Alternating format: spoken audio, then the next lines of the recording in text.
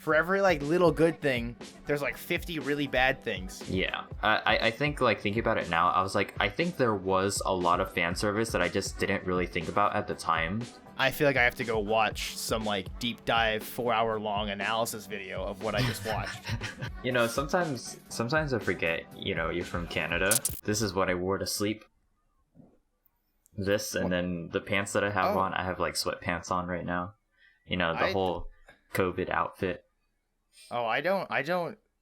This may be very uncommon, but I don't wear like anything when I'm going to sleep. I'm just like undies. Like that's it. Yeah, I don't know. I feel like there are people that do that. Well, like when I wear a t-shirt or whatever, I can wear like I've worn sweatpants or shorts or whatever to bed, and sometimes that's fine. But I find it gets way too hot in my room. Way too hot in Canada?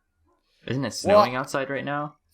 No, right now it's actually I was just saying it's 4 degrees right now, and like the snow's been melting. Oh, that's pretty warm. It hasn't been too bad recently. But it's weird because we're going in December, and like this time last year it was pushing like -40. So it's like, I mean, I'm not complaining, don't get me wrong, but it keeps fluctuating, so it gets really, really cold.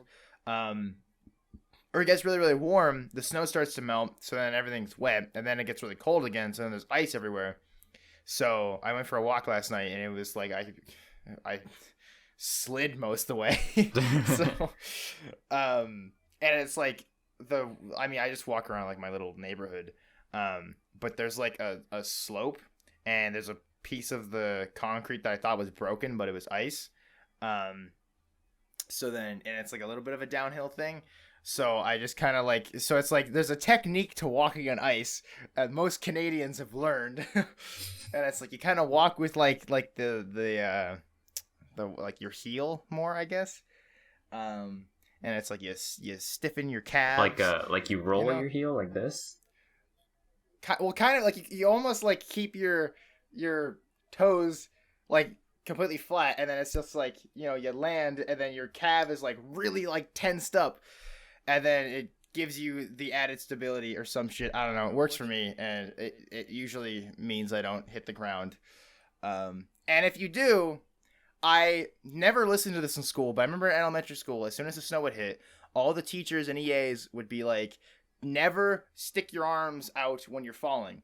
Because she was like, yeah, kids do this with their arms straight out, and then they'll hit, and then their arms will break. Which...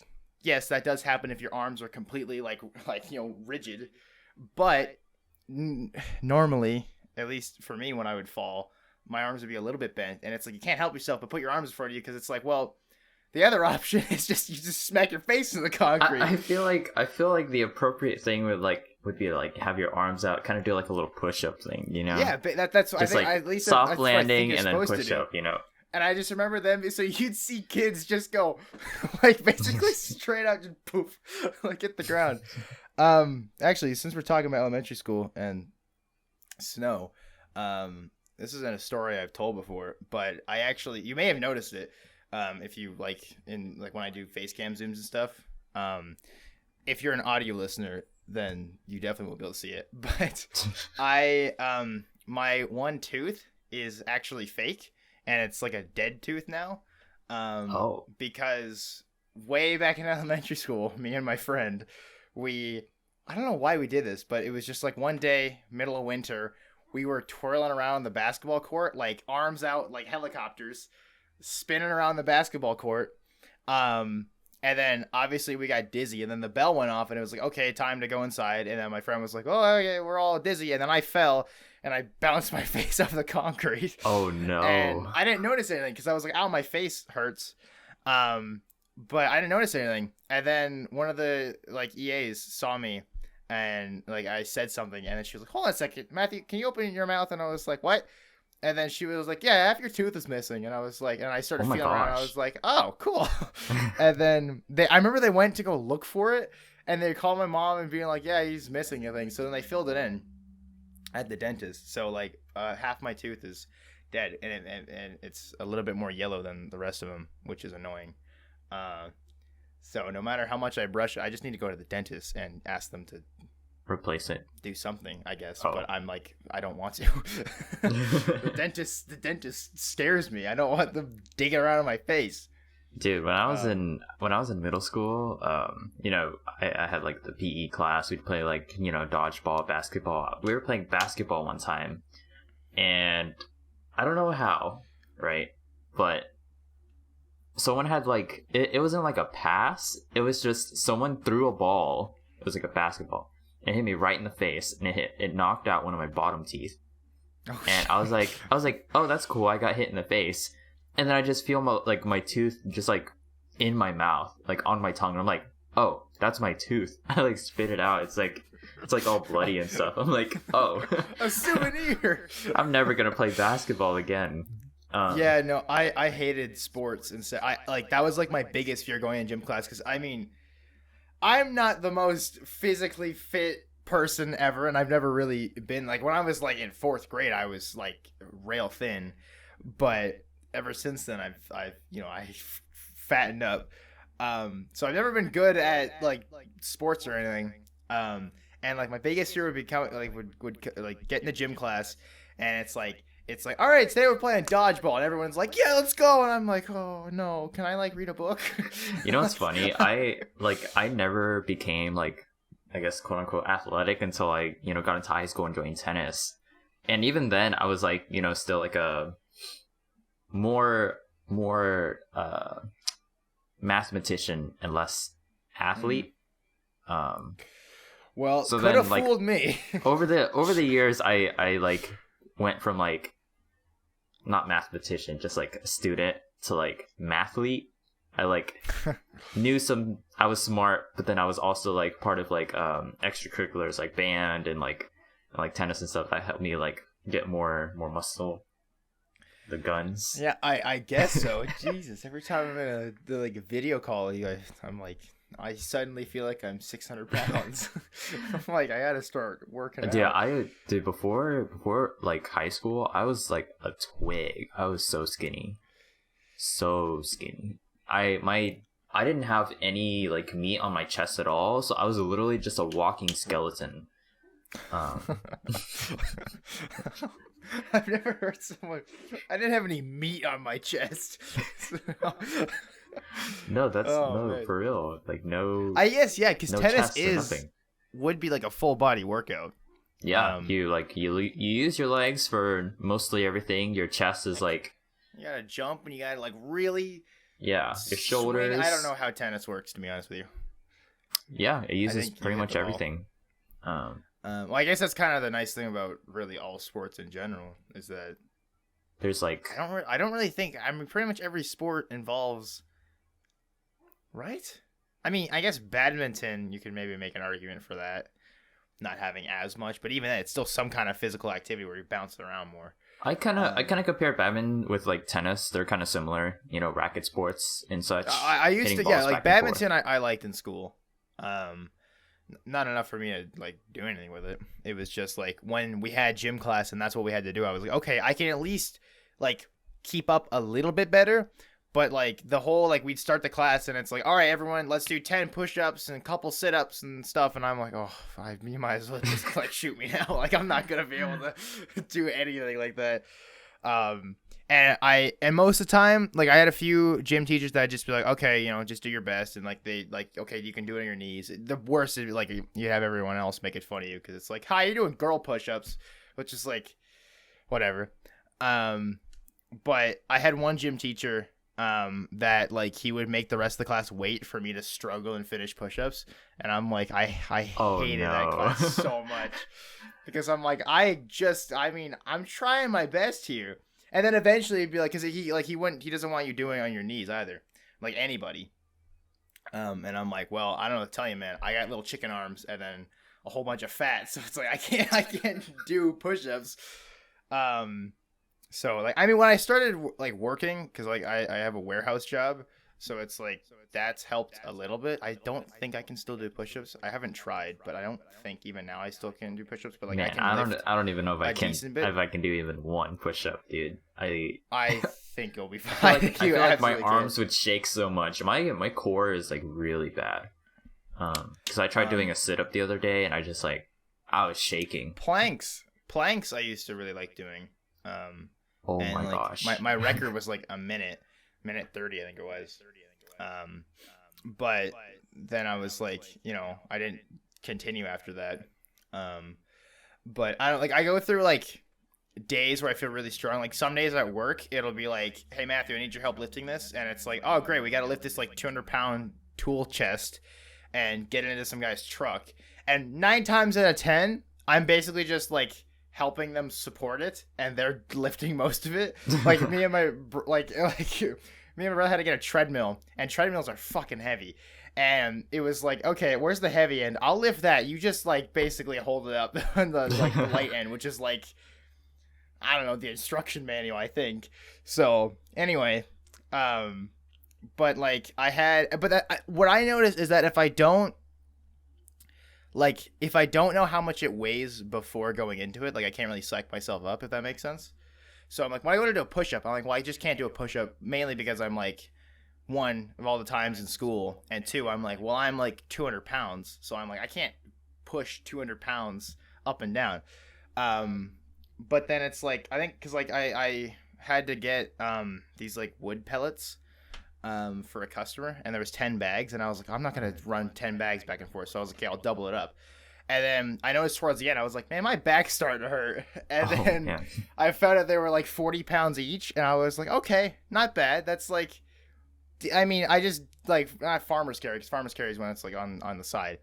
But like I don't have any, like I don't have good form at all, so I just had like two like 40-pound bags just like this. Oh And like man. ran them out. So I didn't. So like my back, my back just started feeling better today. But like Monday it hurt. But I don't know, because it's like it's good to know how much weight you're lifting, because it's like if you tried lifting like 300 pounds and you're giving your all, you're gonna pop a vertebrae out. But I don't know. I guess for me it's like I like the because it's like I don't know how much this weighs, so therefore I'm assuming, because I'm like, well, it's a wood pellets, it's gonna weigh like 10 pounds. So anyway, that was the whole roundabout way of saying sometimes I am kind of strong and sometimes I'm not. Dude, when I'm at work, for listeners that don't know, I work at a bubble tea shop, and the most lifting we have to do is well, the heaviest thing would be like the trash can. We got like the regular old garbage bin, but then like it's a 2-man job, because sometimes the dumpster that we carry the trash to gets like super filled, so then we have to like have like a second person to like have it lift over. Otherwise I could pretty much do it myself with some struggling. There's a technique involved, right? So there's that. Leaned up there, and then you grab the bottom, and then it's yeah I use my knee too. Dumpster. Yeah. Yeah, I've done that. Because it hurts, because sometimes I'll end up with like scratches on my hand for some reason. I'm like, where did that come from? Like I'm holding it with this side of my hand. That's the thing about like because like everything's dirty, and all the boxes and like some of the stuff comes in like wood things, and they got like all these things poking out, and like some of the boxes, like the inside part will break, so you just have like a metal shard like sticking out the side. Oh, that's nice. So I'm like, after working, my hands are always filled with cuts, and like calluses and stuff. So yeah, sometimes I'm like, how did I even get this cut? I don't do anything strenuous except trash. Like there's a scar on my arm, and I don't know where it came from, and I assume it's just like while I was like just working it, I just scratched myself. Well, hold on. Like something hit me. I didn't just suddenly start digging at my arm. I mean, like I think something grazed me, and it was just like, because saying that like with pain, like I had a thing hit me here, and there's no scar for it, but I had a thing scratch me here, and there was a little bit of blood. But I was like, oh, that doesn't hurt that bad. And then I was carrying like just something super simple. I was carrying a product back for an online order, and it was like this like boat thing. I don't know, but the packaging was like that like really crappy plastic, and it's like stapled together. But the staples aren't like folded over. So anyway, so I was messing with it because I like to fidget, and I was messing with the staple and pushing it back together, and with just kind of like blankly. And then I didn't realize that my finger was like right in the way, so I pushed the staple into my finger, and Oh. then I was like, suddenly I was like, holy shit, that really hurts. Like, because I'm like, it's a little teeny tiny little like, dude, like a needle basically, and I was like, that really hurt. And I don't know if it's just because I have a problem with needles, but I felt like dizzy afterwards. Like it was bleeding a little bit, but like I felt dizzy, and I felt really weird. I was like, holy shit, am I dying right now? Like, did I get like some kind of like poisoning from My this? I mean, dude just inflicted 1 damage to himself. yeah, like I was like, what the fuck just happened? I mean, I bounced back from it, but for like a good like 10 minutes, I felt like I was dying. Dude, my coworker told me a story where, she was cutting some apples. She had like the knife, Oh, no. and she had cut her finger, and she started like bleeding a lot. And then she looked down, saw her hand, and she was like, yeah, like my entire hand was like, it was like a lot of blood. And then she said she had like passed out.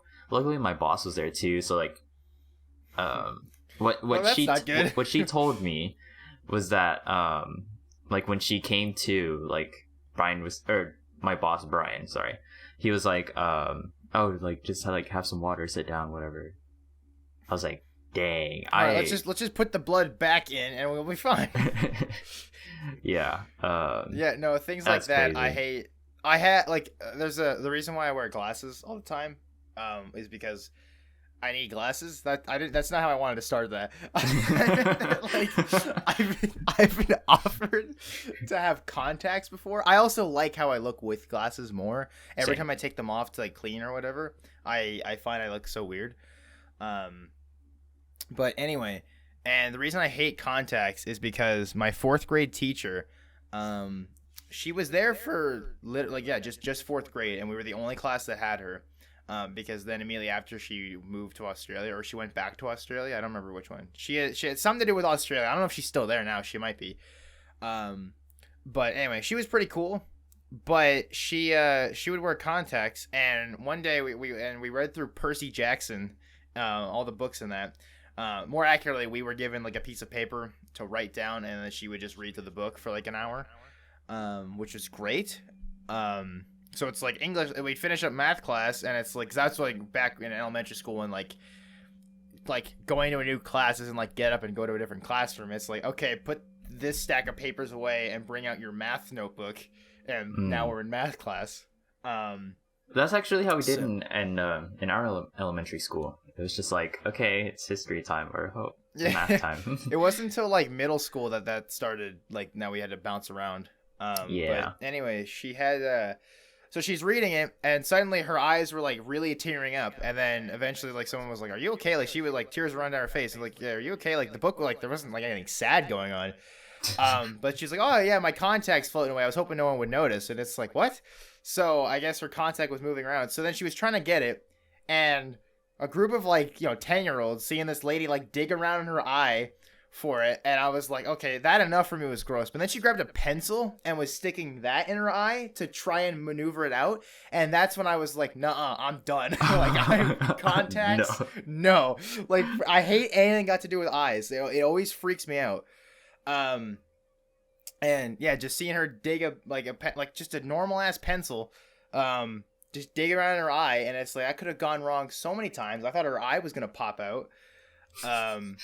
But there was another thing where this kid, he used to like flip his eyelids out, and you could see the top of his eyeball. I hated that so much. I hated that so much. I hate anything got to do with eyeballs. Dead Space 2 had a mission, like a section where you have to like get a needle in your eye to like extract memories or some shit. Oh. And I remember watching that, or doing that scene, because you have to line it up perfectly, and his eye keeps darting around as you're bringing the needle down. And it's like, I hate that part of the game. I haven't played Dead Space 2 in a while, but that part of the game sucked. So it's like, I hate anything got to do with eyes. I'm just like, and also wearing glasses, it, protection a little bit. It's a little bit of a shield. But yeah, so that's the story of why I don't wear contacts. I never will. I kind of have like the same fear of contacts, but not to that extent. I mean, I do now. I mean, well, I'm not worried about the fact of me. Like, I don't think if I had contacts and they started floating away, I would stick a pencil in my eye. It was more just about the idea of like like something just like floating to the back of my eye, and it's like, how the fuck are you supposed to get that now? Yeah, and things like that, and I'm like, oh no thanks. So speaking of glasses though, this is the first time that I'm wearing my glasses since like since like the last episode, because I didn't have these glasses the last time. Didn't you get them like pretty much? I got them right after right after we had finished recording the last episode, and I was like, oh, my glasses came in. So I got this pair, and then I got another pair that's like exactly the same as the one I had before. But the only problem with like the other pair that I got was like the frame, I think, is like a little bit smaller. I'm not sure if the manufacturer is different. It feels more stiff, and so like it feels really tight around my head. But these glasses feel perfect, so I think I might make these my main glasses. They're pretty cool too.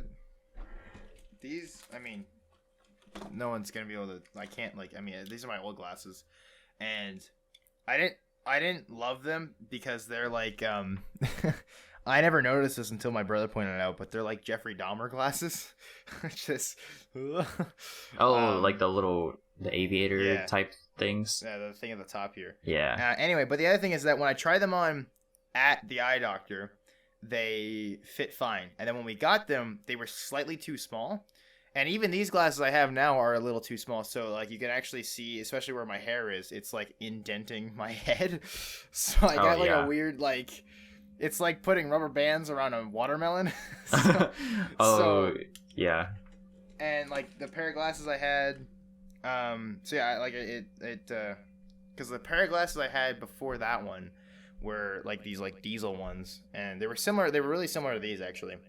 And I got them in 8th grade because that's when I noticed because I was like, I remember I was like, I can't read the board anymore. And I was like in the middle of the class roughly. And I noticed that I was like, the board is like really fuzzy. And I'm like, am I like going crazy or am I just like really tired? So I told the teacher about it because I was like, yeah, I can't read the board anymore. I don't know if something's going on with my eyes. And she was like, okay, should we move to the very back? So I was like, oh yeah, this is great. I can see it even less. But the reason she did that, she said it was so she could show me she could like just flip her monitor around. So I was like, okay, so I'd be facing the wall while the rest of the class is facing up. And even then, it was like I got this tiny little screen in front of me. So anyway, but I got glasses. And then my head grew, I guess, and the glasses didn't. So they were kind of pushing down, and I was like, yeah, no, I think these glasses are too small. They're like squeezing my head. And then I went to the eye doctor, and she's like, yeah, no, that's weird. So then I got these red glasses, which I wore for a while. And I really, really liked that pair, but they broke. They were like plastic. I think the prescription wouldn't be strong enough now anyway, but I really like those frames. And it was the first time I got the transitioning lens, which is what I have now. Oh. So like when I go outside, they darken. Which is useful. Don't get me wrong, because I don't have to throw on some sunglasses, but they're not as strong as sunglasses. But the problem that I have is because my last pair would darken slower, but it would go back to normal faster, if that makes sense. And now these darken really fast, but they take longer. So when I go outside to grab carts or whatever, they darken, and then when I come back inside, you gotta wait a little bit. So I looked like an asshole wearing sunglasses inside. And I also can't see, especially when I go to the warehouse where the lights are darker and I just can't see anything. But then it's like I take my glasses off and then everything's fuzzy, so I'm like, okay, well, I just can't see right now. But I don't know. Because I remember what's funny is that I was like, I had said, like, I want to say 6th grade that I was like, man, I feel like I'd look way better with glasses because I would wear, we had these like 3D glasses because we got a 3D TV like years and years ago. We like never really used it, but like for the 3D aspect, the TV still gets used. But anyway, so we had these glasses, and then the lenses you could pop out really easily. And I remember one day I popped them out and I put those on. I was like, wow, I like how I look with glasses. But I'm like, I don't need glasses because I can see fine. And then like 2 years later, I suddenly can't see anymore. So now I have glasses. But anyway, that's my story. When I was in elementary school, you were talking about how you ended up having to get glasses. There was a teacher who saw me squinting really hard. She was like, Davis, are you okay? Because I looked so mad. I was like, wait, let me take my glasses off for demonstration. I was like squinting really hard because I couldn't see, and then she's like, are you okay? I was like, I can't see. And then she's like, I think you have to get glasses. I'm nearsighted, which means I can't see things far away, but I can see things. I am also. My prescription says that I'm nearsighted. Yeah, because yeah.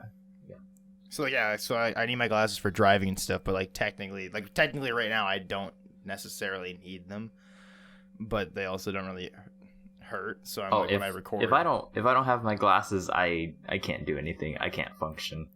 Well, I'm like Velma from Scooby Doo. Oh yeah, I can kind of see, and I could technically function, but if I'm on the road, I can't read road signs.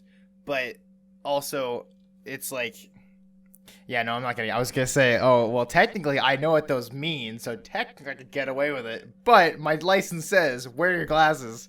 Yeah, I have that too. So I'm just gonna not I'm just gonna not risk that. I can barely drive normally as is, so if I don't have glasses now and I can't see anything, then but anyway.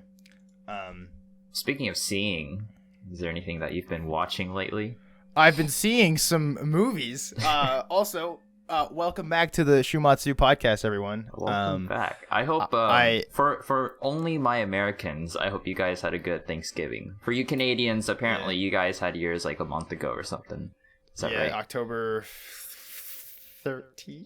Well, I hope you guys had a wonderful Thanksgiving too, even though it's kind of a month and a half late. But yeah, we took a week off last week because it was Thanksgiving. So that's why we didn't just suddenly forget about the podcast. I was gonna tweet out about it, and then I completely forgot until right now. I said I was gonna do that. I think people understand the reason, but yeah. While Matthew was sitting here waiting, for us to not be on Thanksgiving. Yeah. Oh. What? Do you hear that? No. No. Okay. So every month, at the start of every month, there are these sirens that go off just to test the sirens.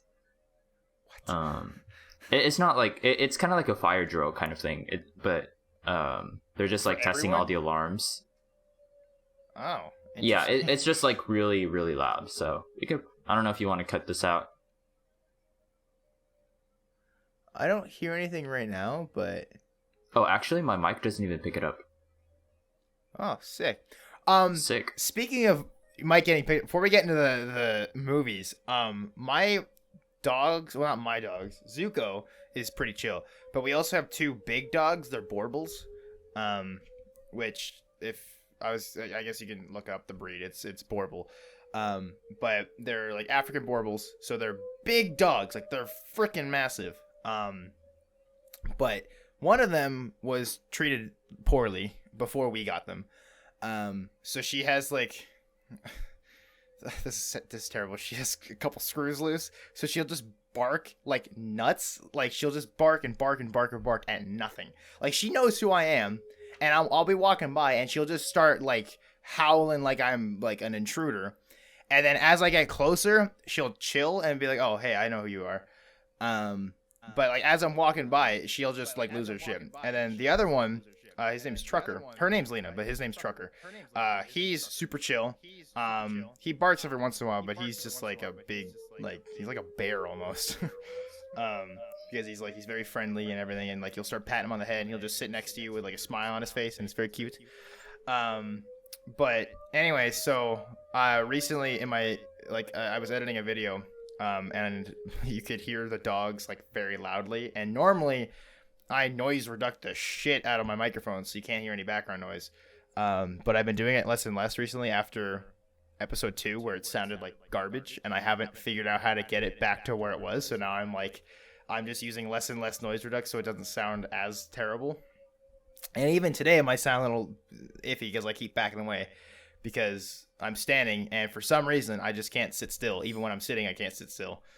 But anyway, I don't remember why I went on that tangent, but it's today we're talking about some of the new stuff that we've seen since last week.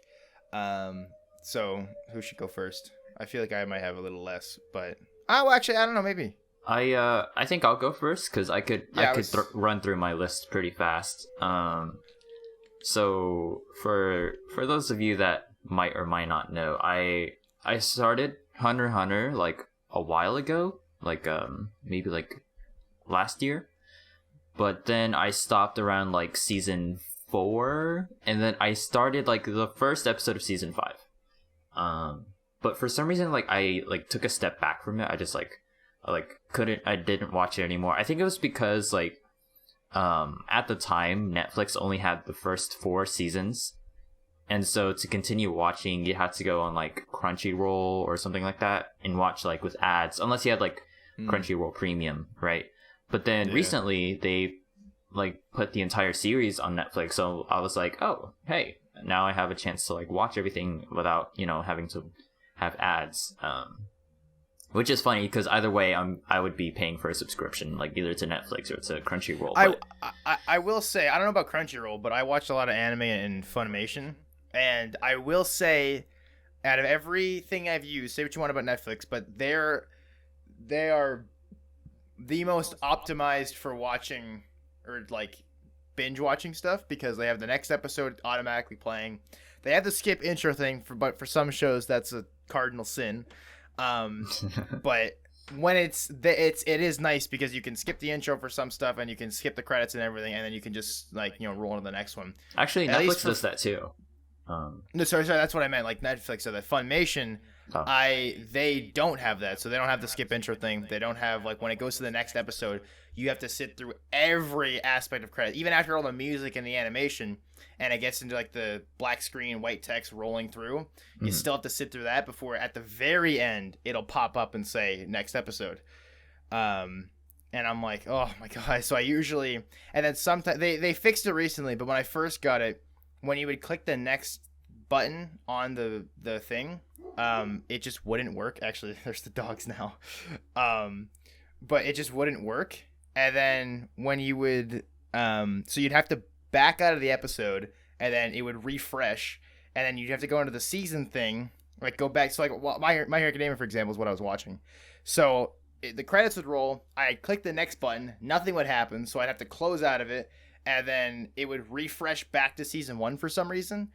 So then I have to click the little tab, go to season 5, and then scroll down and hit season 5, and then whatever episode I want to continue watching. Which I know, first world problem. That seems like a hassle, dude. It's definitely like, because I like to do, like, I'll be playing a game and I'll be watching something on my second screen. Not always, but usually. So it's like when I'm doing that, and I'm like, it's so much easier to just quickly, okay, I don't have to touch anything, it just keeps rolling. But then with this, it's like I have to basically pause and get the next episode rolling. Once it gets rolling, it's fine. But I also just wouldn't bother skipping the intro, because it's like you got to find perfectly where it ends. Luckily, My Hero Academia season 5 had a really banging intro, and like most shows that I've watched have had a really good opening. But sick, new One Punch Man chapter. Sorry, I was gonna mention going back to like sub versus dub. I think that's like a pro that dub has over sub, is that you can have it on the side while doing something else, if you're watching in dub. But if you're doing sub, obviously you're gonna have to like pay attention, read the subtitles and everything, so you can't really do anything else unless you're like that super talented. But if it's a show that requires like attention, for you to pay attention to, then it's gonna be more difficult to multitask with sub. Yeah, the whole like putting on my second screen is useful for when I'm watching, or like when it's especially during some like filler sections. But usually there's been several times when I'm watching a show where it's like it starts to get really good, so I'm like, okay, I'm turning my game off and I gotta watch this. Like surprisingly, like the first time it happened that I can recall is with Sword Art season 2, for some reason. I don't know why it, like, for some reason I was like, holy shit, I gotta pay attention to this. Was Season when, 2, like it's like when, like, cause like Sinon, as I think that's how you say her name. Anyway, she was like struggling to shoot Death Gun because she was scared. Gun Gale, right? Okay. Yeah, and it was like, and he was chasing after him, and it was like, oh shit, this is actually getting kind of interesting. And then after that, it was a bunch of fan servicey nonsense, but it's Sword Art, so I mean, what do you expect? There's actually a new Sword Art movie coming out in like 2 days. Comes out in the 3rd. It's not playing anywhere in my area, like the My Hero Academia movie, but still, there's a new one. It's Sao Progressive, and I've already read I've read a little bit of the light novel. So it's cool that they're animating it, but it's still SAO. Progressive is better because it's basically it's like going back to the beginning and going through all of Aincrad like floor by floor. I think right now they're only up to like floor like 8. I think that's interesting. Wrong, but it's interesting that they're gonna do a movie for that. Yeah, the movie's focusing more on Asuna though. Like that, like I think Kirito. I imagine he'll show up, but it's mainly focused on her because like there's a lot of characters that got like just straight up cut out from SAO. But anyway, it's basically like doing what they should have done to begin with and just go through Aincrad. I imagine they're gonna have to skip some stuff because I doubt they have something to say about literally every single floor. Some floors I feel like will be a bit more like extravagant than others, but still, because it's like that's potentially 100 books right there. So. When I think about it now, like Sword Art Online, the first season I guess was only like what is it 14 episodes? Yes, yeah. No, episode 15 is them like outside of it. So yeah. I kind of think about the conversation we were having about Promised Neverland season 2, like season 1 and season 2, about like pacing and such. And I was, a thought occurred into my head. I was like, wait, Sword Art Online kind of has like pacing problems too, Oh, big time. Yeah, I don't remember where I heard this. You were saying, sorry. It was explained. Sorry, it was explained to me that, or not explained to me. I just read it somewhere. I don't remember where, but that the Aincrad arc goes at breakneck speeds, and then the fairy tale arc. Yeah, fucking Natsu shows up. No, the fairy dance arc goes at a snail's pace, which is very true because it's like they condense 2 years into 14 episodes, which is just not enough time. And then there's an episode of like almost like a transitional period of like, oh, this is what Kirito is doing out in the real world. Which, by the way, I know people have dug into it so much, but it's like Kirito basically recovers from being in a coma for 2 years within a month. Like he already looks normal after a month. And it's like, if you're in a coma for 2 years, I don't even think you're walking around after a month. Right? I could be wrong, but it's like he could barely stand as soon as he woke up. So it's like, I don't know how he managed, what kind of miracle, but doctors hate him. But anyway, and then Austin, the same thing. Like she looked no different after waking up from a 2-year coma. But anyway, so it's like, I forget what I was going to say. But yeah, there's this transitional period, and then it goes in the fairy dance arc, which goes by pretty slowly, because then that's like, isn't it like 2 weeks it takes place? He gets into the game. I think it's like 2 weeks. The idea was like, oh, I've got to get Asuna out before like she gets married to some dude. Yeah.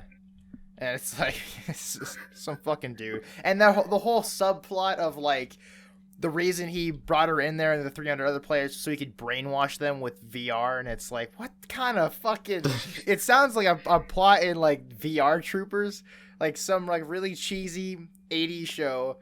And yet, like, nothing happened with it. Mother's Basement did a really good video talking about how he, like, rewriting it, and it's really good.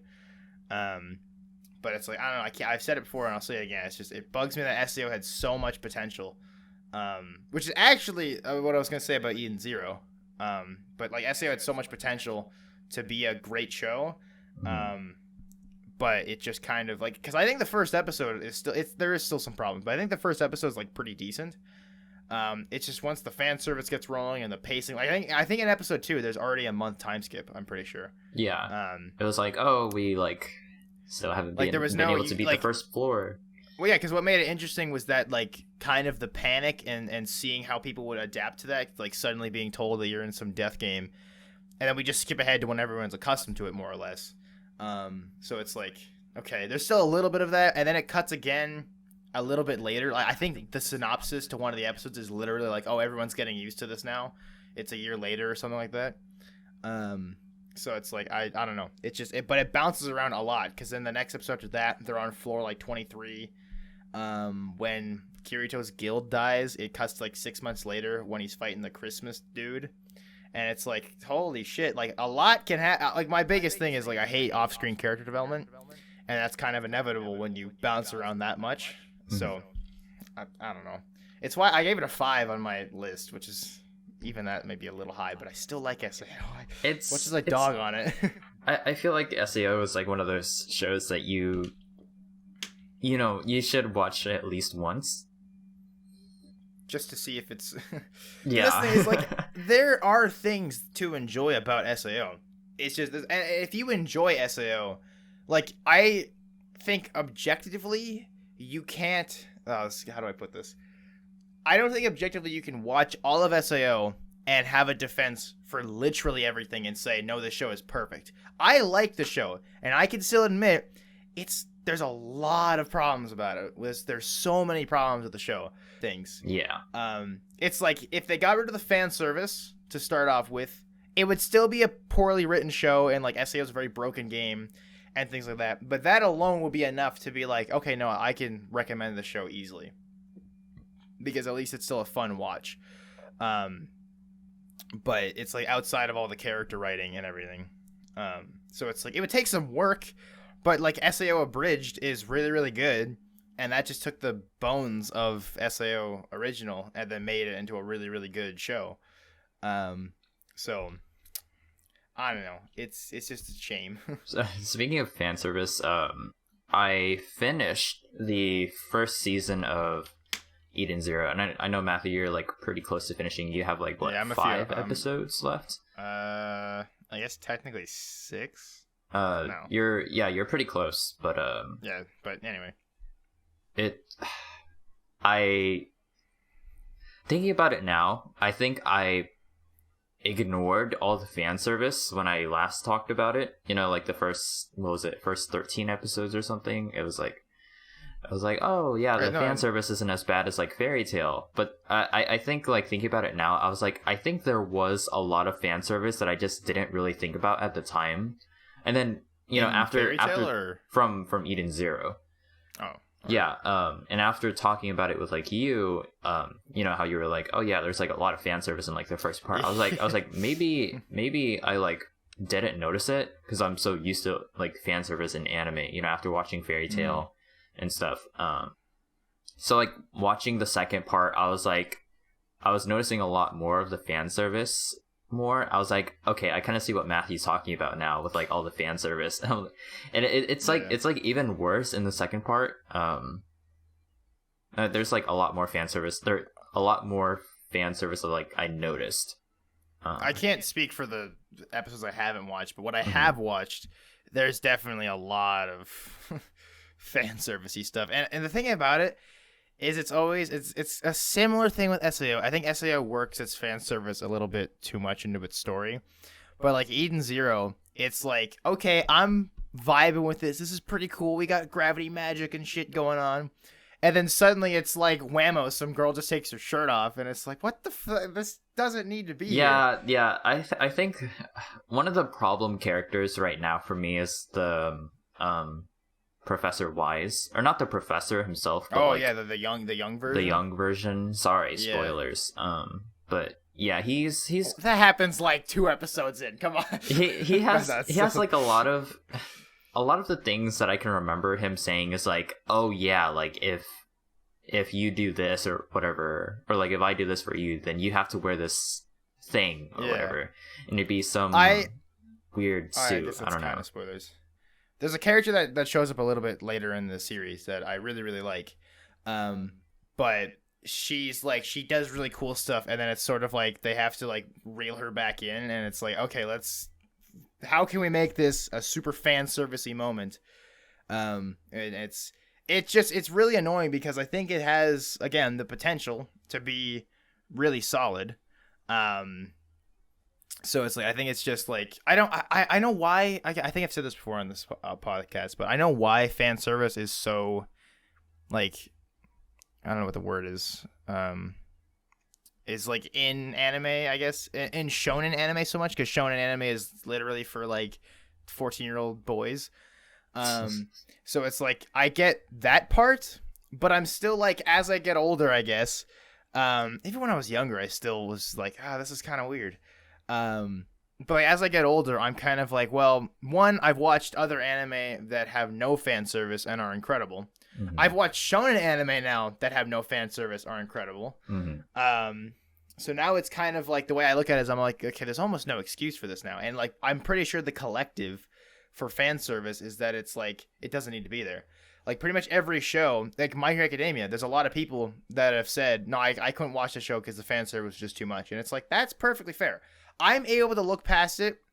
And it's like, I guess an argument can be made that, like, you know, why can't I do the same thing for Sword Art? I think Sword Art's fan service is worse. I think Sword Art goes way too far. Because like don't get me wrong, the stuff that does the fan service that's in My Hero Academia is still a little like ugh. And if that's enough for you to stop watching it, I totally understand that. It sucks because if that wasn't there, then it's like I'm sure there's a lot more It'd be people so that much could better, watch it. you know. There is things about certain shows that it's like I'm not saying every show, if you take every show that has fan service and get rid of it, it's suddenly a perfect show. But there are a lot of cases where it's like it would make the show at the very least better. I think every case it would More make the show at least bearable better. would be. Yeah. Yeah. And it's like I would have an easier time recommending a lot of these shows if it wasn't for the fact I hate that it's like, yeah, My Hero Academia is really good. Just watch out for Mineta because he's just a real huge perv. And it's like, but everything outside of that is really cool. Because I'm like, I watch it for the superheroes and shit. And every time I say that, it's like, yeah, sure, guy. You know?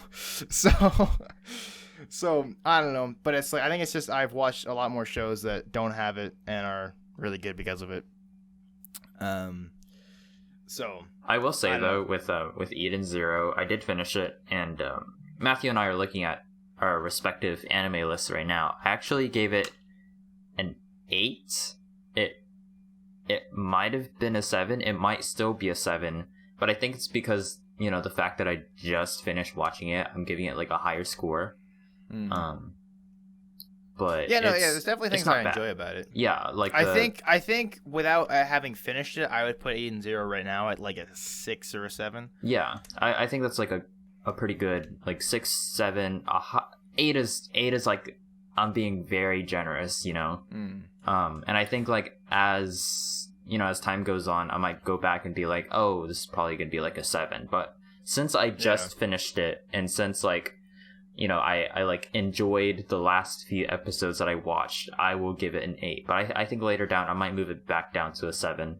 Well, I think that's the nice thing about having the anime list, because it's like you can see everything.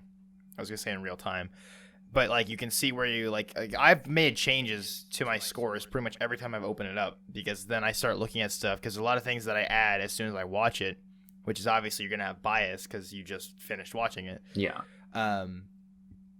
And there's things that I could see myself rewatching and then putting up higher. Like when I first added My Hero Academia, everything was a 10. And now I still have the 3rd season at a 10, but even that I'm still like, I don't know, because to me, it's like, I think it describes a 10 as like a masterpiece, and I'm like, well, I don't know what a perfect show is, and I don't really think there is one, because it depends on your tastes. If you, like, to me, I love superheroes, so My Hero Academia is obviously going to be very high on my list. But if you don't give a shit about superheroes, I think the things that are bad about My Hero Academia are going to stick out a lot more, just outside of the fan service, because it's like, yeah, they are, like, I've seen a lot of people talk about how it's like some of the best fights are basically just like okay, I don't want to get spoilers, but like some of the best fights are basically just like really strong guy and really strong guy punching each other a whole bunch of times, and it's like, yeah, that's fair, but it goes beyond that, at least for me, no pun intended. So so I don't know. It's like I really enjoy the show because I love superheroes, but like I said, I know there's a lot of people that just won't care. So it's like, and there's shows that like, I mean, SAO for might be a 10 for some people. But like, what's another show I gave a really Evangelion? I gave Evangelion a 5 because I really enjoyed Evangelion for the most part. Again, fan service in that was really weird. Mainly because the fan service in that wasn't as fan servicey, I guess, as typical anime. It was a little bit. It wasn't as on the nose, I guess, because usually like when it's fan service, it's like there's all the sound effects and it's like the background changes and they get highlighted and things like that. But Evangelion, it was like, no, these characters are like 14 and it's like they're in very like skimpy outfits and it's like, okay, this is weird. And there's some stuff later on with Asuka that's super weird. If you've seen the show, you know what I'm talking about, but I don't want to spoil it. But it's like, it sucks because I really enjoyed Evangelion up until like episode 20 and it all went downhill for me. And I know there's a lot of people that are like, oh, but you just missed all of the underlining like subtext and all the subtle little nods here and there and you just missed the deeper meaning to it. And I'm like, I don't care if I missed the deeper meaning. The stuff that I definitely understood is still fucking weird. And I'm like, I agree with that whole deeper meaning thing for some shows. Like I think like I watched A Silent Voice as well while in our break. And I really, really enjoyed that movie on my first watch. It didn't make me cry, surprisingly. I was expecting to bawl my eyes out going into it because that's what I had heard about that movie. But I didn't. I got close, but I didn't cry. And then I rewatched it, and then I got even closer. So I feel like if I were to watch it a third time, I might push me over the edge. I don't know. Like a lot of the movies that we told Matthew to watch, like over the break, were kind of tearjerkers. I mean, Words Bubble Up, like Soda Pop was one. A Silent Voice was another. Actually, I guess I can go through my scores real quick. I gave Words Bubble Like Soda Pop. I really enjoyed that movie. It was very cute. I gave it a 7 out of 10. Ooh, okay. I know that might be a little like, oh, but come on, it's a masterpiece. I really like the animation. There was definitely some scenes in there that they absolutely reused, but I think they reused it. Like, I don't think reuse is a bad thing because you can use it in smart ways. Like, bringing it back to My Hero Academia, Deku and Todoroki's fight. A lot of those, like a lot of people think of that when they think of like good animation, My Hero Academia. They have that like top of their list, but like in reality, a lot of that is like reused shots. But they don't where to put their money essentially, and that's just good. That's why having a good director is really good. And I'm like, I think shows or movies like A Silent Voice and Words Bubble Like Soda Pop, you can get away with. How do I put this? I feel like 9 times out of 10, because at least like those kind of movies, like romance, slice of life kind of thing. Obviously, there's not going to be giant anime fights going on. So usually on the animation, it's more about like the scenery and stuff. And I think Words Bubble Like Soda Pop, a lot of it was definitely a little bit simpler. I think the animation was very good, but there was a lot of reused shots in there for sure. That being said, they also made this movie during the pandemic, I think. So that I can definitely forgive. But yeah, it was very cute. I didn't cry. I don't even think I got close in that movie. But I think Words Bubble Up Like Soda Pop is now my like it's how I would describe a feel good movie. That's how I left after watching it. Well, I say left because basically I watched it at like 8:30 at night and my bedtime's 10 p.m. So it pretty much wrapped up as soon as I was like I was like starting to get really tired towards the end. But the movie ended, and then I went to sleep, and then I woke up, and then watched A Silent Voice pretty much as soon as I woke up. And I think that is also a little unfair as to why I don't think Words Bubble Like Soda Pop is as good as I feel like I think it should be, if that makes sense. Just because I'm like, I watched it, I didn't really like think about it all that much. It didn't really sit with me for that long. I just watched it. Okay, that was really cute. That was a feel-good movie. And then I went to sleep. And then I woke up and I watched A Silent Voice, which definitely had a bigger impact on me. It's also the like material, like the source material is a little bit more, not the source material, but the topics, I guess, are a little bit more heavy. So it's like, I think if I were to rewatch Words Bubble Like Soda Pop, it would be a little bit higher on my list. That's also just a really hard movie to say over and over again. Yeah. but I really enjoyed it. It was really simple. It was a short movie. It was nice to watch. Even a silent voice to an extent had a pretty tighter focus, or had a tighter focus, right? Rather, um, and it was nice to watch movies like that. It was also nice to watch movies because it's like sitting down for 2 hours is a lot more bearable than sitting down for like 5 hours to watch an anime. Mm-hmm. So it's like, because I guess technically it only takes you 10 hours to get through a season, but still my brain is like, holy shit. But it was nice because it's like I've pretty much everything I've watched to this point, barring a few exceptions, has been like these like grand thing. Like My Hero Academia is like there's a lot of crazy shit that goes on in that, and like, even Eden Zero to an extent, they're doing space travel and shit. So it's like it was nice to watch a movie that was a lot simpler and a lot more like down to earth, I guess, a lot more grounded. I don't know if I say what my ranking for a silent voice was. No. Well, this might surprise some people. I had it originally set as a 9. Okay. And then I bumped it down to an 8, literally just before we started recording, because I was looking at my list and I was looking at everything else I had, and I was like, I had a lot of 9s, and I was like, well, again, that's my problem with ranking stuff is I'm not very critical. The lowest I have is a 5 with Evangelion. And even then, I feel like I'm being too harsh on that show. So I'm like, I don't see myself finding a show that will end up as a 1. Like, if Sword Art is at least a 5, granted, I have a bit of nostalgia for that show, but still, I don't see myself finding a show that's like that bad that I will put it that low. So I have a lot of stuff really high up on the list. So while it's an 8, it's like a really high 8. You know what I mean? Yeah, I feel like it's like really a good hard. like 8.9. I feel like it's really hard to not have any bias when you're rating stuff. You know, I mean, we're all human. It's all like based on our opinions and such. And some people, Well, I think just favor stuff over other stuff. You know.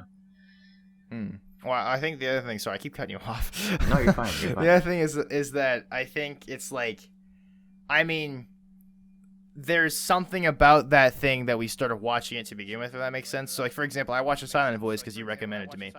So it's like there's something about it that I'm like, okay, well, if Davis enjoyed it, I'm probably going to enjoy it. So I watched it and I did enjoy it. So it's like, you know, I think also like thumbnails and stuff, if that makes sense. It's kind of a bad example for anime, but I guess more like anime posters. There's usually something about it that made you click on it in the first place and start watching it in the first place, and there had to also be something if you finish it all the way through. So it's like to watch an anime to completion and then end that with like, no, that was dog shit, is like, no, I think a bad anime for me is something I can't get through more than like a handful of episodes. Which is like, I don't think I've watched a show or like stop. Actually, that's not true. I stopped watching Hunter x Hunter. I got through 40 episodes of that, and that's a really bad example actually, because I have that set as a 7 right now, and I haven't finished it. But I have it set as a 7, but I also stopped watching it because I found season 2 to be. I'm gonna get so much shit for this. If any Hunter x Hunter fans hear this, but I found the what's it called, the Heaven's Arena arc or Heaven's something? Is it even Heaven's anything? The tournament arc, whatever, where they climb the battle tower. I found it to be really boring. Like, I found it to be really tough to get through. I think the whole point of that arc is to just they're discovering the Nen, like their abilities and such. Yeah, Nen. Yeah. I think that's like most of it. Well, yeah, because like, and that I'm fine with, but I'm also like, I can suspend my disbelief a little bit, but I'm like, when you got 12-year-old Gon that's like 4 feet tall and he's just like one push sending like 200-pound men flying back, I'm like, what the fuck was that? Is this kid like a superhero? So I'm like, I don't know. I think it's a show that I will enjoy once I actually watch through it, because I've heard a lot of great things about the Chimera Ant arc. I don't know what that means, but I've heard it's great. And I'm kind of like, okay, well, I see where people are coming from, because I'm like, whenever every time someone's like, My Hero Academia is not great, I'm like, oh, but you gotta get to this part, and they're like, okay, well, where's that? I'm like, oh, it's like season 6, but like, when you get to it, it's great, and they're like, okay, I'm not watching through 5 seasons of a show, like 100+ episodes, just to get to the thing that's good. So it's like, I would argue that My Hero Academia is good all the way through. But there's a lot of shows that have been recommended to me that are like, yeah, no, this is like the first like 5 seasons are terrible. They're all 30 episodes long, an hour long. But once you get past that, it gets really good. Like, I can't get invested in that. So I don't know. I'll come back to Hunter x Hunter one day. I really like Killua. I will say I really like Killua. He's really cool. He's cool. And I imagine he gets better as the season continues, or as the show continues, rather. Like I watched the first. I think the last thing I watched was like the first like couple episodes of season 3, where it got back to the other guys. And then I was kind of like, all right, well, I'm gonna go watch something else. You mean like where they're meeting up in York New City? No, I think it was like oh, I can't remember his name anymore. Leorio? Kurapika? Yeah. Yeah, him. He was meeting up with like a random group of people at some thing, and no, yeah, they're all about to meet up in York New City. Yeah, so it's like the auction thing. Yeah, like that's where they were heading, and that's roughly where I stopped watching, which I'm sure is where it gets really good. No, that's exactly where it gets good. Yeah, so it's like, I've done this so many times. Well, I say so many times. That show especially, because I had a feeling as I finished it, I was like, I keep hearing about how great it is, but that's all I could think about while I was watching through. Because the other thing is that season 1, kind of like, not blew my mind, but that was way too aggressive. But like, I thought it was going to be a My Hero Academia situation where the entrance exam was going to be like 1 episode. And then it was going to be like, okay, this is him being like his journey as a hunter. Instead, the whole season was the exam. And I was like, oh shit. Okay. Interesting. So it's like, I still enjoyed season 1. There was some stuff that I didn't really like, but I was still able to get through it. And I was like, this is pretty good. But like, I think the problem is it's like, because I've watched My Hero Academia, I'm comparing everything to that. And I'm like, well, Hunter x Hunter shares similarities. It's obviously not the exact same. I really like Killua. And it's like, every time it was like he had an episode, I was like, all right, sick. I'm completely focused. But how much you want to bet in like 3 episodes from now, when I've actually watched Hunter x Hunter, I'm going to be like, no, 10 out of 10 show. I love this thing. Greatest show I've ever watched. I don't know what Past Me was talking about, but as of right now, I'm like, it's just a meh show, which again sounds so terrible. What else did I watch? Oh, right, I watched Spirited Away. Oh yeah, that I watched very recently. What are your thoughts on that? It's a very like abstract movie. I'll say that, and you really have to pay attention to get like the underlying details.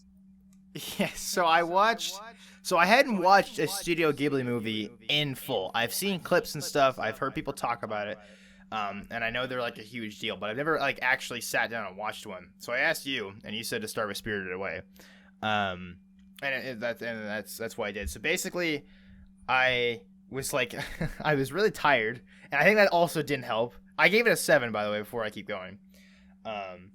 And so I was really tired, and I watched it on my phone, and I always watch movies either on my TV or on my computer with headphones on. So I watched it on my phone, and then I went to bed, and then I lied down and was watching it. So I fell asleep, like, I don't know, maybe, can I spoil Spirited Away? Actually, it's not really a spoiler. I fell asleep at the part just before she's going to meet the grandma. Mm-hmm. I started to doze off just before that, and then when I woke up, I was asleep for like 30 minutes. So when I woke up, there was all this stuff going on. I'm like, what the fuck is happening? So I backed it up, and then was watching through it, and I'm like, first out, the animation is really, really good. Like, the animation's definitely incredible. But I'm pretty sure that like there's so many, like I think I just have to rewatch it and actually pay a little bit more attention, because again, like I was very tired and I was like I'm like half picking this stuff up. Like I just played through Death Stranding recently, or I started playing through it, and that game is like really really confusing. And I'm pretty sure as I keep playing it'll be explained. But like the thing with Spirited Away is I'm like I ended it and I'm like I feel like I have to go watch some like deep dive 4 hour long analysis video of what I just watched. But I'm like, it was really good. I think there's some parts that I'm like, okay, there were some things like I think Kay talked about this a little bit about how like Studio Ghibli movies and just anime in general can like evoke certain emotions like visually, I guess. And like the one scene where the fucking blob monster comes in to get a bath. Mm-hmm. I will like even now I'm still like holy crap. I like the feeling of relief that I felt when like because they had to pull the bike out and all the other stuff just kept coming. Oh yeah. I'm like it definitely gave me a weird feeling of like I was like very relieved that it was over. This is gonna sound really gross, but what I thought of was like when you have a bloody nose and it's all congealed and then it all comes out and then you can breathe again. Oh, I was like, that's what it felt like. I love that feeling. That's what it felt like to me. Yeah, and I'm like, holy crap, this is great. Or like when you're in the shower and your nose is all plugged up and then you know, like, and it's all gone. And then it's like, holy shit, I can breathe through my nose again. Or like something like when you're sick and it's like you can suddenly, you know, it's definitely like a feeling of like, as someone who gets nosebleeds very often, I think I get them at least like a few times a year. It's really nice when when like a blood clot just comes out, or like congealed blood just comes out all in one go. Yeah, where I live, and I mean this might just be a problem for Canadians in general. It's very very dry here, so I haven't. I'm gonna fucking spoil. Actually, no, I got a nosebleed like the other day, because my brother hopped on my back, and then I don't know if it was the pressure or what, but suddenly my nose started bleeding. But like in the summer, I shit you not, I was having like maybe 4 nosebleeds a week. Oh jeez. Like I was constantly just gushing blood, and there was so many times there's blood on my bed that's stained my freaking blanket. From like there's been times where I'm like sleeping and then it's like 3 a.m. and suddenly I guess I just go to breathe and I can't. And I feel like I'm choking, so I sit up, and then my face just like pours out, and then I'm like sat there at 3 a.m. covered in blood, and I'm like, oh, this is great. There's been times where I've woken up and I'm like hanging over the edge of the bed, and again my carpet is stained with blood. It looks like I fucking killed someone in here. It's just from like my nose, just like I guess as I'm sleeping, my nose is just like dripping out, and then I wake up, and I'm like, oh, that's not good. But yeah, it's like I've gotten a lot of headaches and stuff, and it's like what you're supposed to do. What I used to do, which is such a terrible idea, is just look up and then you let it drain down. And it's like that's a terrible idea. That's not how you deal with nosebleeds. And then my brother took a course because he's a manager for like health things. So like if a customer gets injured, like how to deal with it. And then one of the things he learned in that course was like with nosebleeds, what you're supposed to do is like pinch the thing just before like the bone as hard as you can, and then lean forward so it all pulls up. And then once it pulls up, you get rid of it. So anyway, so that's what I do now, and sometimes it works. I guess it works every time. But it's like sometimes I've had nosebleeds last as long as like 30 minutes. Where I'm like standing in the bathroom at 3 a.m. and it's just still bleeding, and I'm like that feeling of just like I just want to go back to sleep. Like it just won't stop. In those moments, I just have like a pile of like tissues just like building up, like just covered in blood. It's like I'm just like, oh my God, I just want this to end so I can like. There's been times where this is so weird, but like I went to the bathroom to brush my teeth. And then my nose started bleeding, so I was like, you know what, fuck it. I hopped in the shower and just sat there and just let it pour out. I didn't like jump in fully clothed, but like I plugged it for a second and I just let it pour out. And I sat there for like, I don't know, like maybe 10 minutes, and it just drenched out. I will say I started to get a bit of a headache after that because that's not a good idea. But it's like, I fucking hate nosebleeds. How much you want about getting a nosebleed? I've gotten nosebleeds during recordings. It doesn't happen very often, but it does. It's just the feeling of like the feeling, I don't know how to describe it, but like when you're just sitting there like having a conversation or just doing something, like just doing your normal thing, and that feeling of like you're like you can feel it like running before it leaves your nose, and Yeah, it's just like yeah. fuck. You're like, Because now it's like, well, the next 10 in minutes that are gonna moment, be... you immediately have to get up and get a tissue. Yeah, and sometimes I try to ignore it, so I'm just doing like a... There's been times while I'm at work, and you're wearing masks and everything, and my nose has started bleeding. My brother's had the same thing happen to him.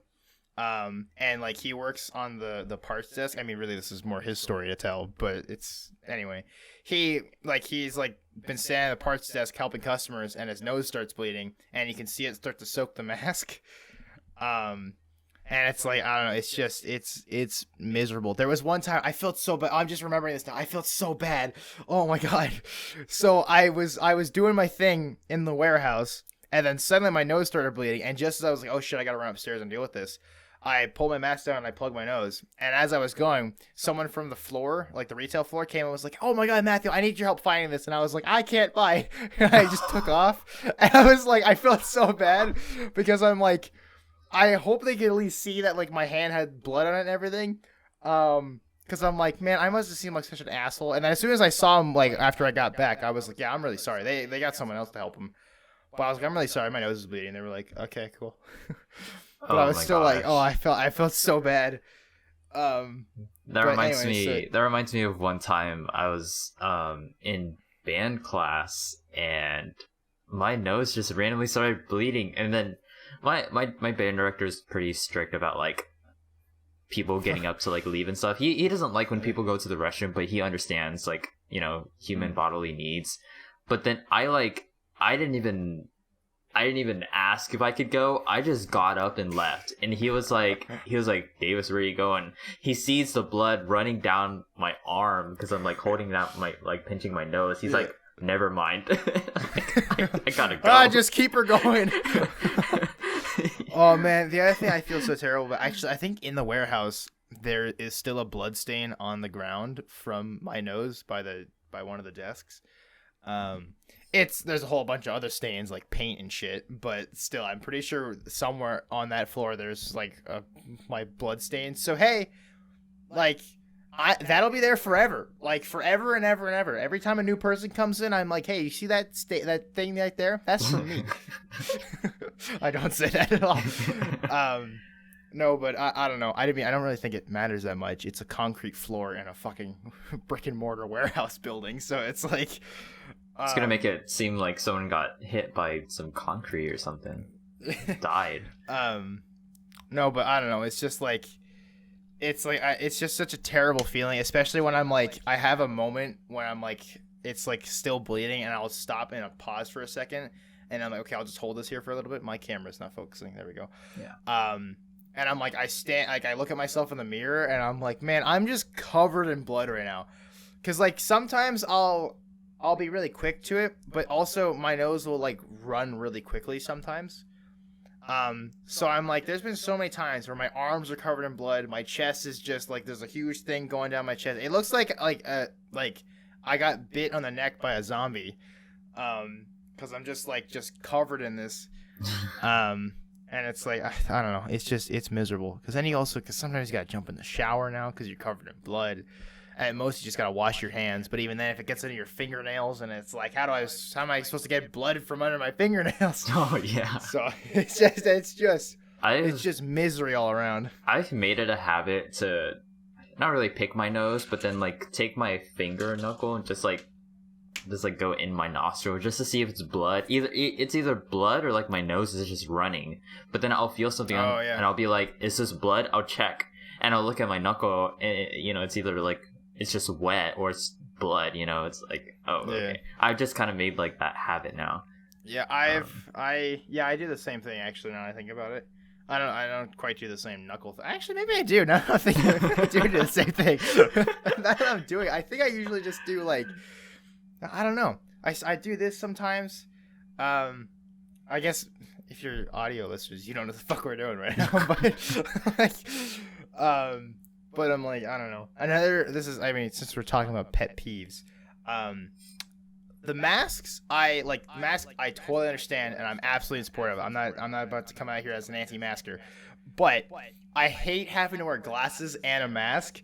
Oh, Because I'm like, because they fog up, and then when I do for mine is like the technique I found is that you bring them slightly forward, like they sit like here roughly, so they sit a little further down, and then it keeps it from fogging up, and I can still see stuff. But the problem is, as I'm moving around, they slide lower and lower until I'm like walking around like a librarian. Like, so I really hate it. But I'm also like back in what was it, July, when masks weren't mandatory anymore. I was like one of the only people in the store wearing a mask still because I was I just don't really want to risk it. Never go anywhere without a mask. The other thing is that it's, I mean, like on the one hand, I'm like, I like masks because it covers up half my face. So it's just like, you just see the top half. So it's like, hey, that's not too bad. But on the other hand, I'm like, also not being able to see anything half the time is really annoying.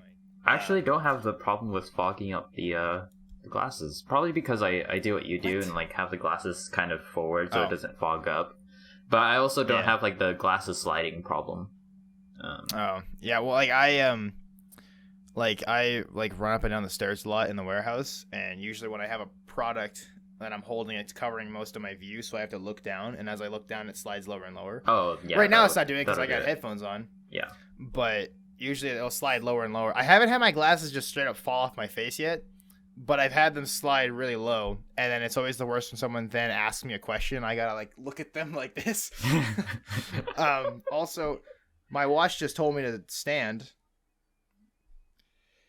Nice. So that's Apple Watch. That's nice. It's like you gotta move your. What's funny is you can cheat the hell out of this. There is no like it. I mean, it says I've burned 450 calories today, which is probably true because I haven't done that much. But like I can sit here and smash my hand off my desk. Ow. But like if I'm sitting and I just wiggle my arm around like this, it will count towards it. As long because it's like it wants you to get up and walk around.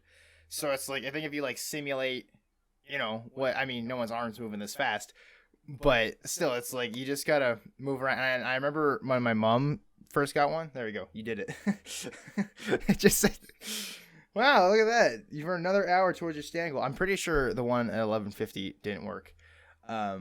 But it's just because like while I'm standing, I'm not. My arms are pretty stationary, and it's like I guess I could put it on my. Oh no, I can't put it on my ankle. It's not gonna make a difference. I just. It's just house arrest. And what's funny is that I'm fairly animated. Like I move my arms around often, and that's still half the time not enough for it to. Because it needs like a full like 30 seconds or something for you to be moving around. Because it wants you to like if you've been sitting for an hour, it wants you to get up and like walk around your room or something like that, or like go grab a snack. And it's like it's a good reminder. Don't get me wrong, because it's not good to sit down and do like sit down for like 10 hours. And it's why I have really bad knees because I'm a gamer. So I would sit down for really long periods of time. And like I will say, I've had my standing desk since August roughly. And I definitely like my knees don't feel as bad as they once did. I think like, you're way too young to be having bad knees. I know, and I also have like before like I can obviously stand like a lot longer now. Like when I first got this desk, I would stand for like 20 minutes and then be like, "No, I'm sitting back down." But now it's like the longest I've stood up in one go is like I think when I recorded with Toby, and we recorded for like 3 hours. So and I stood up that whole time.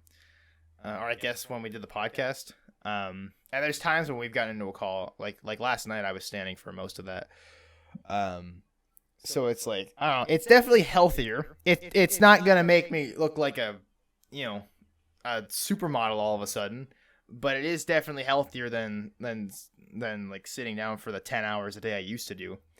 It just kind of depends on how, because like I would be at my desk all the time and I would do nothing outside of this. Now I go for walks and stuff, which is a little bit better. But so I still don't really like work out, I guess. So it's like, I would say I you don't know. should try a new sport, but it's kind of cold outside, a little bit chilly. Gonna try some hockey. No. I cannot skate, and I have a really I know hockey is Canada's thing, but I've always really disliked hockey You could because just in do like school, floor hockey or something, just like well, in with school shoes we on. always had there was always the hockey dudes. If you watch Letterkenny, you know what I'm talking about. Most of them are not they're just really dumb, and they're assholes, and it's so okay. This is gonna sound so bad, but but I'm just talking on hockey people now.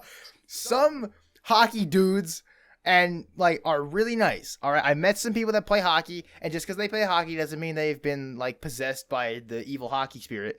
I've just met a lot of hockey people in middle school and stuff, and they're just assholes because they're we're the king of this hill because we play hockey, and that makes us better than everybody else here.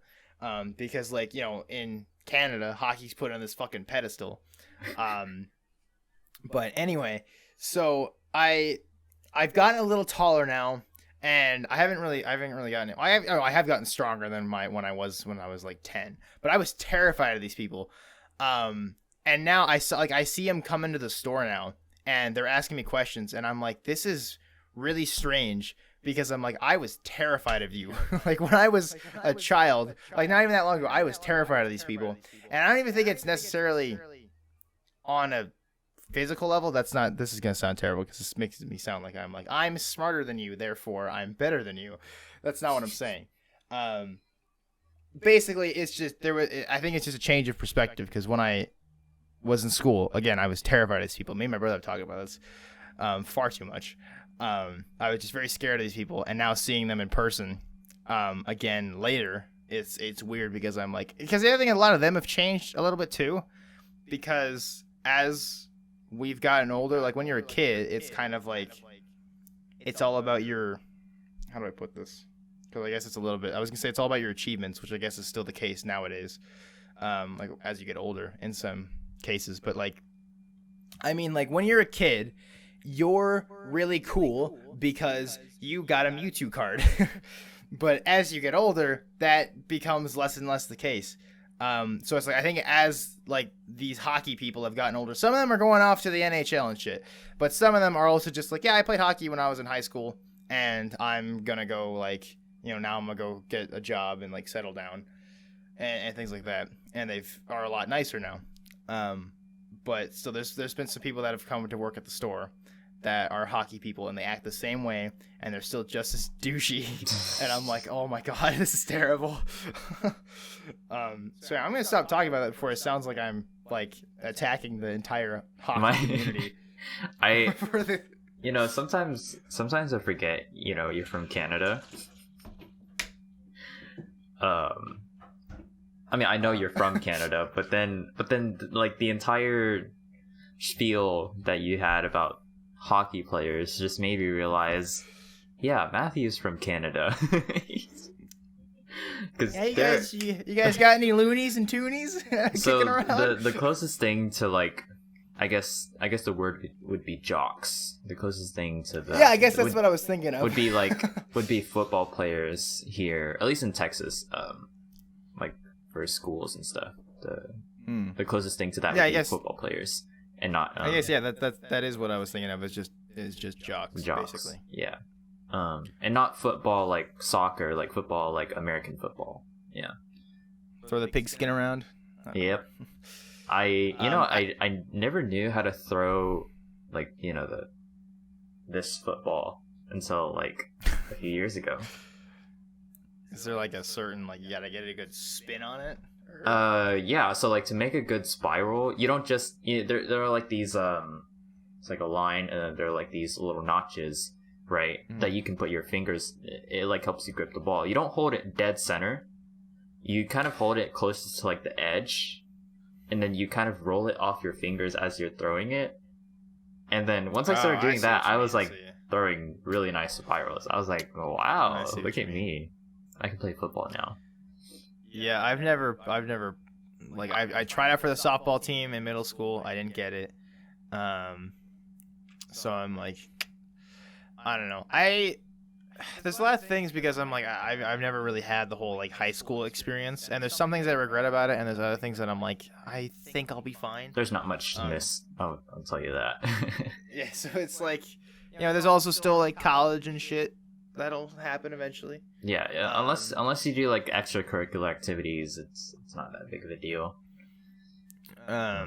So I was saying I didn't really join any clubs either. Like school was just I'd show up for however long I needed to and then would dip on out of there.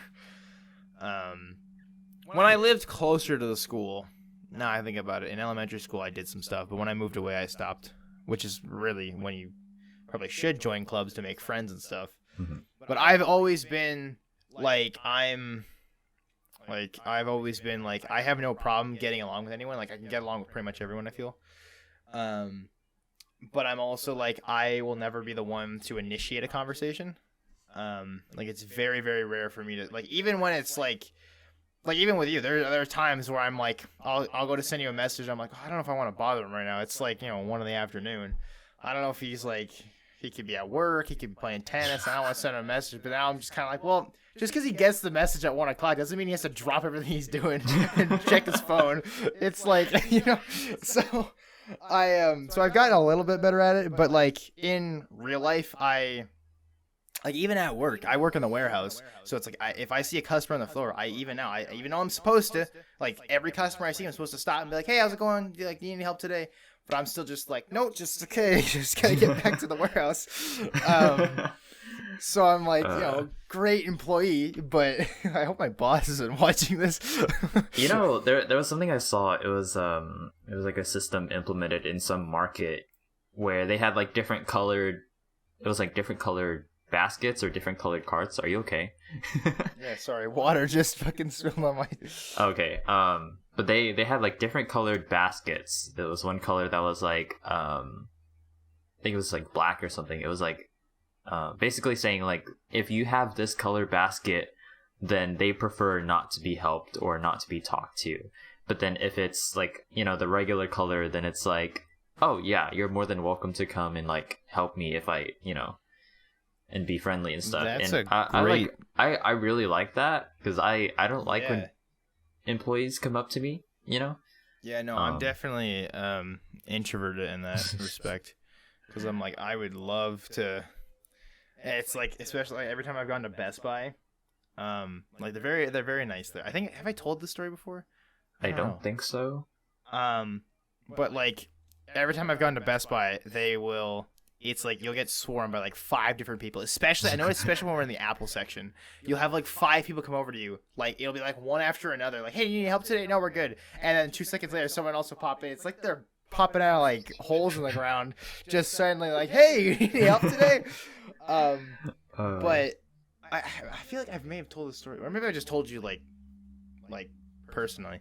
But I went to Best Buy one day because it was like in walking distance to work. So I on my lunch break I popped in because I was looking for an HDMI splitter. And so I go over to where a lot of like the smaller cables are. It's in like the back corner of the store. And then I have someone walk over to me, and because I couldn't find it, and then they asked me if I needed help, and I was like, yeah, I'm looking for an HDMI splitter. And then they were like, HDMI splitter, and then they punched some stuff into their phone, and they're like, oh yeah, come with me. And I was like, okay, perfect, this is great.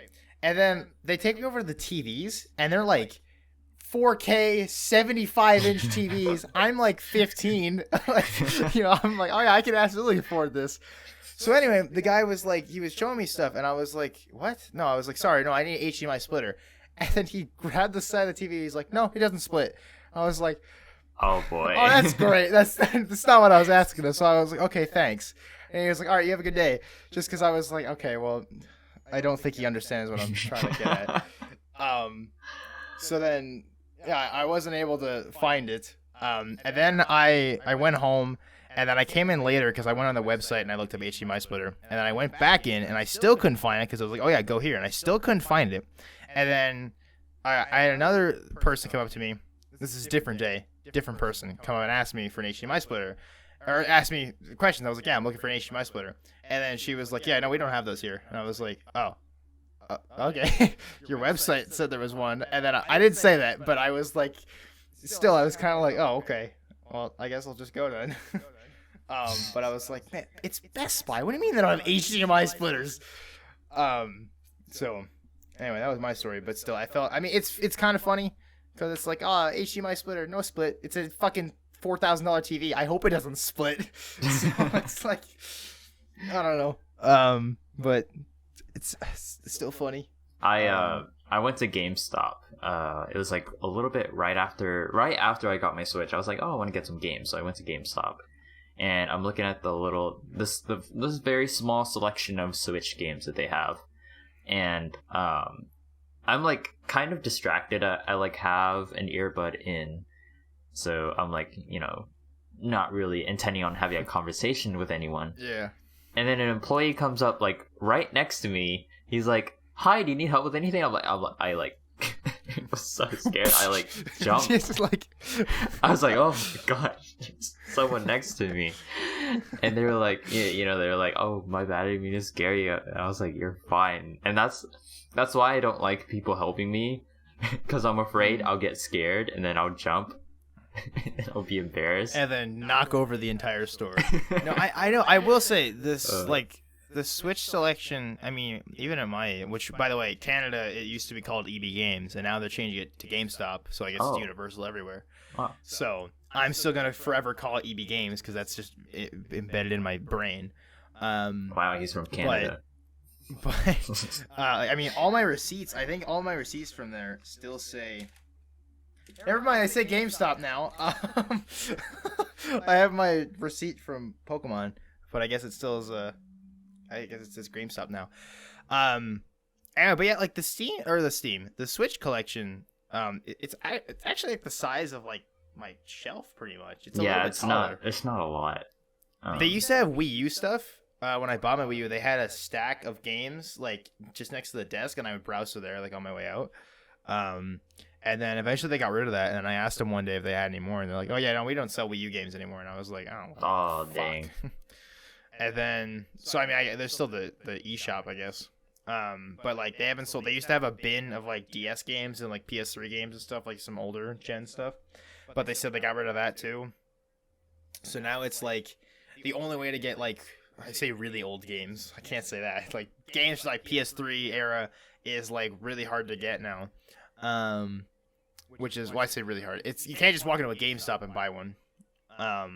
But because now it's all like the PS5 stuff, and you still can't get a PS5 console. I've like every time I've walked in to EB Games, I've burped. No, every time I've walked to EB Games, I have like they got all this selection of PS5 games and Xbox Series whatever games, and I'm like. Then there's no consoles to go with them. So I'm like, who is buying these things? They got all the controllers set up, they got all the headsets, and it's like no consoles though. So it's like I can buy everything else for a PS5 except for the console itself. But like they still got some PS4 stuff, and I will say, it's the crazy thing about buying physical copies for games is they're usually cheaper. Like you buy it, like even if you go to buy a digital game right now of like. I don't know. What's an example? Like any PS4 game, or like exclusive game. That's a bad example too. Okay, I'll do like My Hero One Justice too. That game on the PlayStation Store is $80 unless it's on sale. Is like still a full $80. But if you go get the physical version at GameStop, it's like $15. I remember I bought Detroit Become Human full price when it came out. But like only a couple years later, seeing it in GameStop for like $5 is so weird because I'm like, man, that is dirt cheap for what I paid. That is like I paid so much more of what that is, and it's the whole game just right there. I mean, I guess it's just how like markups and stuff or markdowns, I guess, go. But like I still remember Black Ops 2. Being $80 or $60, I think it was like $60 at the time. It was cheaper than because games are getting expensive now. But like going to buy Black Ops 2, and then I remember like years and years after that, it was still. I think even now on Steam, it's still like $60, for like an 8-year-old game. And then you have games that came out like last year that are like $20. So I'm like, I don't know. I don't know what kind of video game overlord like decides prices, but it's like, and now PS5 games, like I saw the Demon Souls remake is like $90 now, which is just like, oh my god, I don't have this kind of money for games anymore. Yeah, it's insane. I mean, I was always like collector's editions used to be like those were always very expensive. But like I haven't seen any in a long time because I don't really think people do that anymore, do they? Like Collector's editions of games. I see like it's different editions like on Steam. Like they'll have a game and then they'll have like a not like a collector's edition, but like, you know, extra stuff. You know.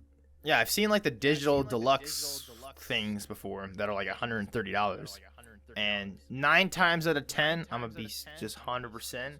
9 times out of 10, they aren't worth it because it's like, here's an extra costume. 9 times out of 10 isn't really 100.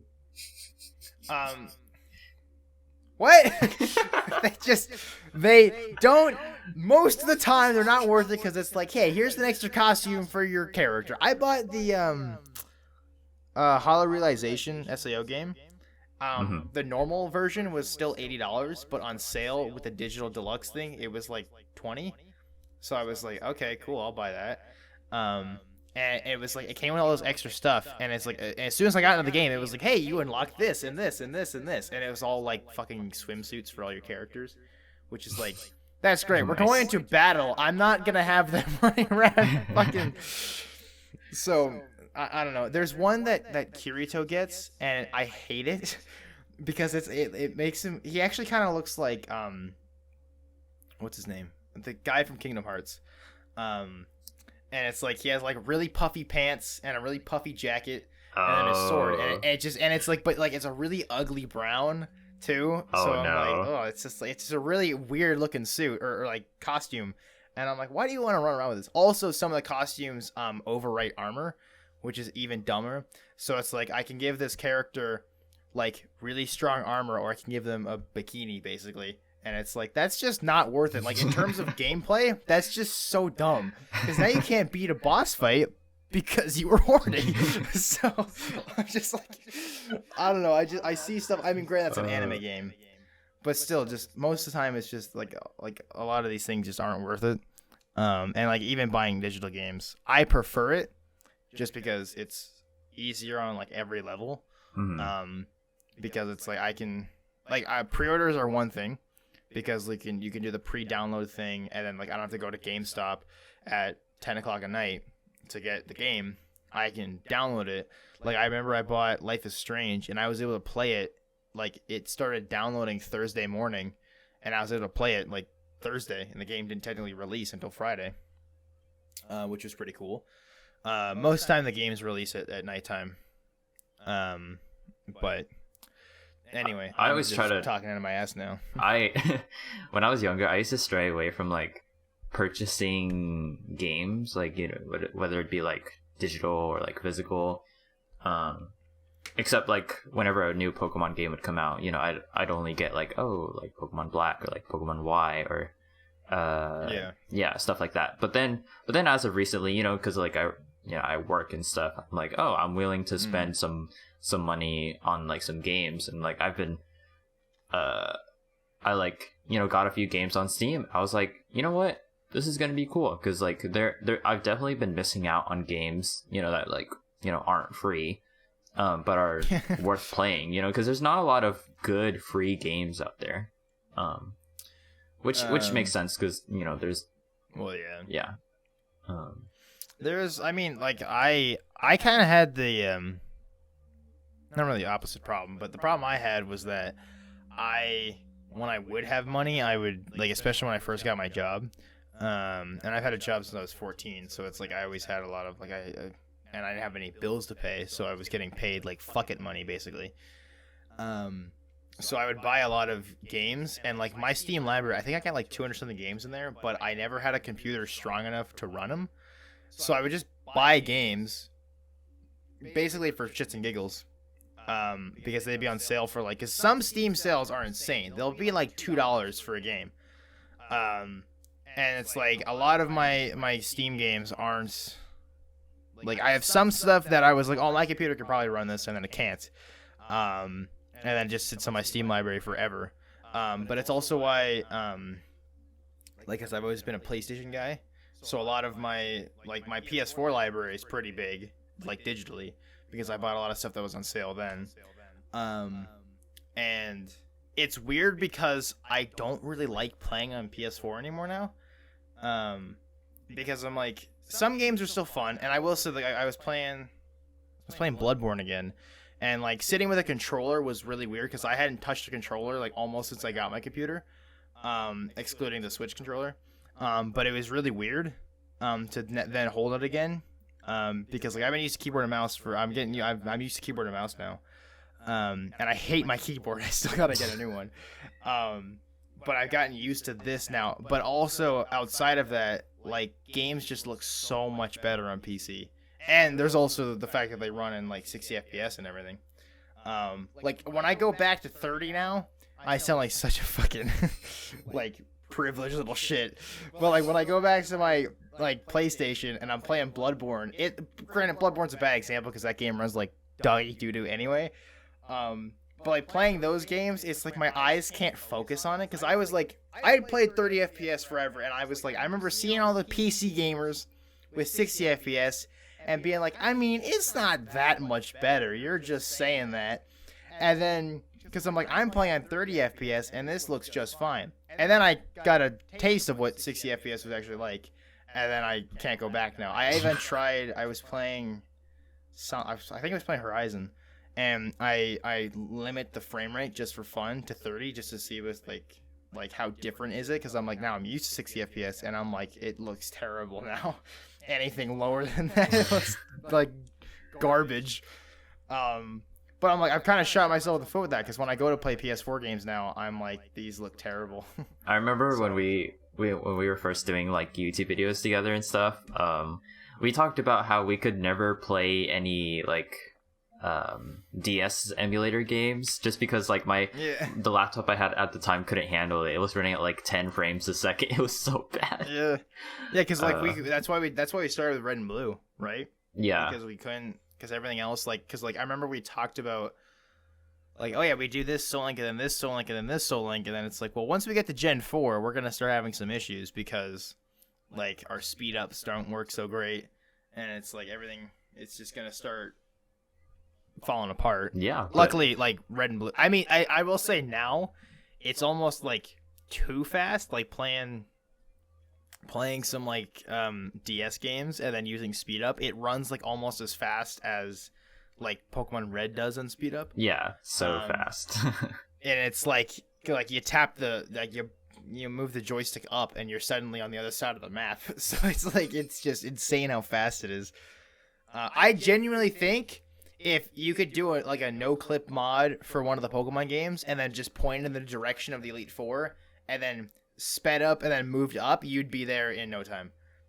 Like, I genuinely think it'd be like less than a second. Like, it moves insanely fast. That might be a bit of I guess it depends on where you start. But, like, still, I think you could be there in seconds. But, anyway. I think we're about ready to wrap up. Yeah, went through everything I watched, some of the movies I watched, and I'm probably gonna watch more. So tune in next week when I finish Eden Zero. I guess it's probably really that's all on my list. Oh yeah, right there's one more show that I'm excited to keep watching that comes out next week, and it's a continuation of Shaman King, which is December 9th. So yeah. Can't wait for that. Anime on my list, honestly, I mean, Hunter x Hunter's up there. I guess I should probably get back to that eventually. But then, like, outside of anime, I want to watch I want to watch Arcane. Oh yeah, me too. I want to watch the Cowboy Bebop live action show, which I've heard is terrible. But oh no, I want to rewatch. I want to rewatch the anime first before I jump into that.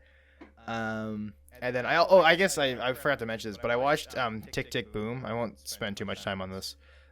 It's a musical about Jonathan Larson's life, and it stars Andrew Garfield, and I love Andrew Garfield. I mentioned him when we were talking about things that make us cry, and I mentioned Hacksaw Ridge, which, by the way, I rewatched clips of Hacksaw Ridge, and I started tearing up. So I'm like, I don't know what it is about that movie, but it's like the whole story of Desmond Doss is like, it's really inspiring. And that's not saying I want to go to war, but anyway, but like Andrew Garfield's a phenomenal actor, and that movie was really, really good. Like a lot of the songs in it were really good, and it was cool watching them in the movie, and then looking up Jonathan Larson and having him, and then seeing the versions he played. Obviously, like they're in 1994 and shit, so it's like they don't sound as nice. But like, cause like the microphones back then were, garbage town. But still, I don't know. It was really, really cool. I got pretty close to tearing up to crying in that movie. But again, I just think I don't have a soul anymore. But I don't know. I'll find a movie that'll make me bawl my eyes out. Actually, I don't want to get into spoilers, but once My Hero Academia Season 6 gets animated, there's a potential for there's one part that if it's animated right, I could see myself crying. Because it was sad in the manga. So, just saying. Could be a thing we'll talk about Anyway. next time. Tearjerkers. But we'll see. But yeah. That's I think I gotta watch a few more of those. That about wraps up our podcast, and we'll see you guys next time. Peace out. Bye.